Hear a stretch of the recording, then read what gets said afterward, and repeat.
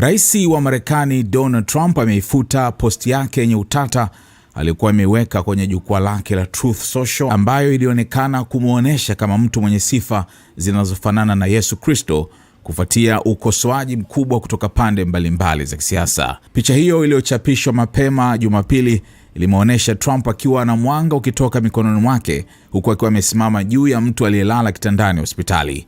Taswira hiyo ilizua mjadala mkali, huku wakosoaji pamoja na baadhi ya wafuasi wake wakipinga maana na muda wa chapisho hilo. Akijibu ukosoaji huo leo, Trump amekanusha kuwa picha hiyo ilikuwa na lengo la kumuonesha kama Yesu. Badala yake amesema ilikusudia kumuonesha kama daktari anayewafanya watu kuwa bora, na kulaumu vyombo vya habari kwa kutafsiri vibaya na kubuni simulizi hizo. Baadaye chapisho hilo liliondolewa bila maelezo rasmi. Tukio hilo limejiri saa chache tu baada ya Trump kuchapisha ujumbe mrefu akimkosoa Papa Leo wa 14, akimtaja kuwa dhaifu katika uhalifu na mbaya katika sera za mambo ya nje. Wawili hao wamekuwa wakitofautiana mara kwa mara kuhusu vita vinavyoendelea nchini Iran, ambavyo Papa amevilaani vikali.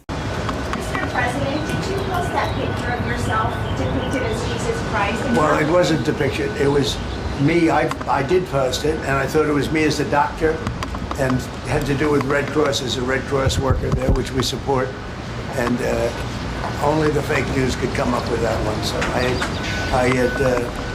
I just heard about it, and I said, how did they come up with that?